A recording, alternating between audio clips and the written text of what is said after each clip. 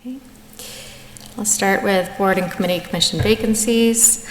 There's one vacancy on the Architectural Preservation District Commission, 2 associate vacancies on the Open Space Committee.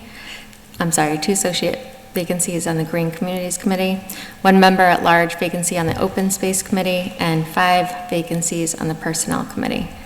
Anyone interested in serving in any of these positions can find the volunteer application form on the town website, complete it, and send it to the Select Board's office.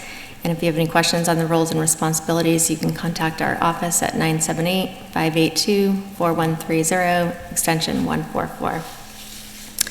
For current employment opportunities with the town, there's the administrative assessing assistant position for 32 hours a week, alternate building commissioner, which those hours are as needed, the assistant to the sewer business manager, which is 19 hours a week, the land use director position for 40 hours a week, network administrator, 40 hours a week, and public safety desk clerk for 40 hours a week.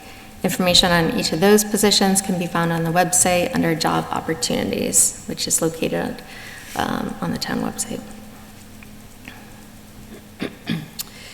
Staffing updates. In order to address a need for the management of the land use departments, Building Commissioner Brian Gingras has offered to assume the managerial portion of the land use director's job until we find a permanent solution. The 2 position descriptions of the building commissioner and land use director management component have been merged into a new position description. I'll have this request for ratification at the next select board meeting. In regard to the land use director position, we recently received a couple applications that I will be reviewing with the assistant town manager. Also, our interim planner, Richard Harris, has offered to extend his services through the summer. So I've notified the planning board chair of this information as well. Last week, the assistant town manager and the principal assessor conducted interviews for the administrative assessing assistant, and no decision has been made yet for that position. An update on Marshall Park, OPM, permitting work, and the skate park.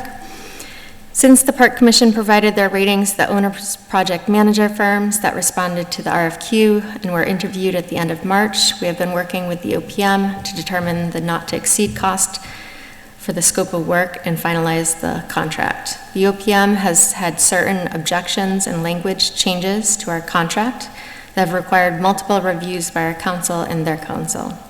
We came to an agreed-upon language today and will now be able to finalize the contract.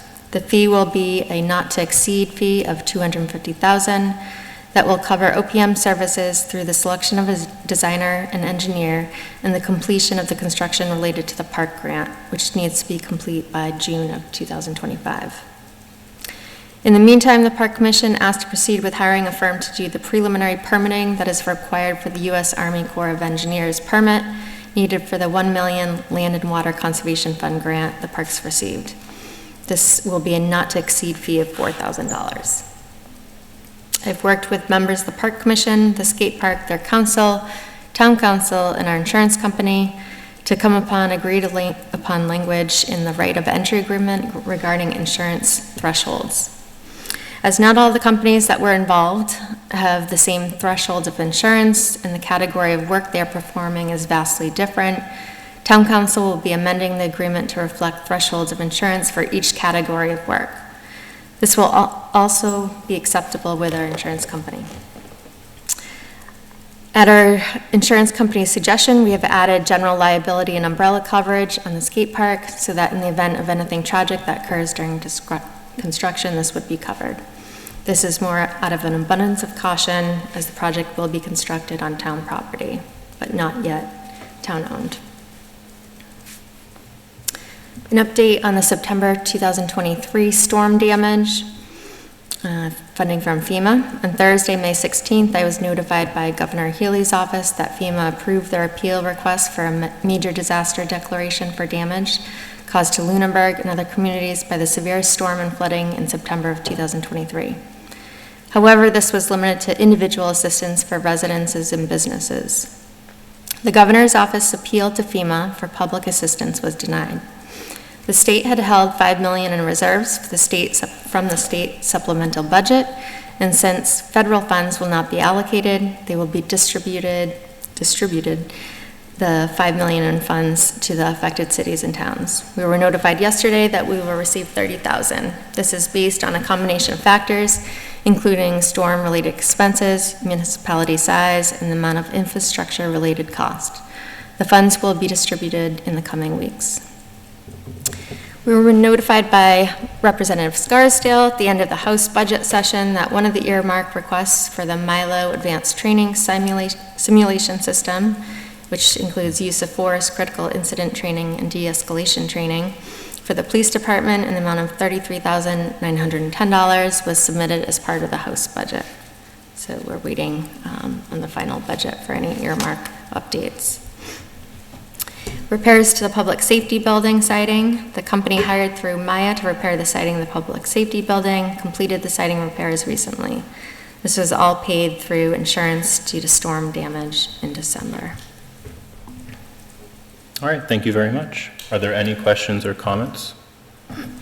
I do have one other announcement that I'll read. I submitted my letter of resignation tonight to the board in an email, and I'll read that now. Dear Select Board, I'm writing to inform the board that I will be resigning from the position of Town Manager effective August 4th, 2024. This was a very difficult decision to make, but one that I believe is the right decision for me and my family. There have been many successes and challenges over the last 7.5 years of my career in Lunenburg. I take pride in the work that has been accomplished by my team and I during this time, despite these challenges.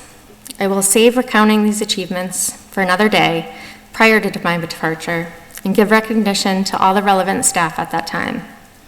However, I want to broadly recognize that Lunenburg has an amazing staff that we are very fortunate to have as part of our team. Their dedication and passion for overarching mission of helping others has contributed to making Lunenburg a better place to live. During my tenure in Lunenburg, I've worked under 14 different select board members. I am appreciative of the strong working relationships formed with many of the board members, and especially thankful to those that have been supportive during difficult times. It is very accurate to say that it is a thankless job, and I personally want to thank current and past board members for the work they do on behalf of our town. Lastly, I want to thank the many wonderful volunteers and residents I have met over the years. There are countless volunteers that strive to make Lunenburg a special place and residents that contribute to the fabric of this community. Over the next 2 months, I plan on finishing as many outstanding projects as time will allow and working with the board on this transition. My recommendation is the board's first action to advertise and hire an interim town manager until the process that is outlined in the town charter has completed to select the next town manager. I sincerely appreciate the opportunity and privilege of being Lunenburg's town manager for the last 7.5 years and having worked with so many talented and dedicated people.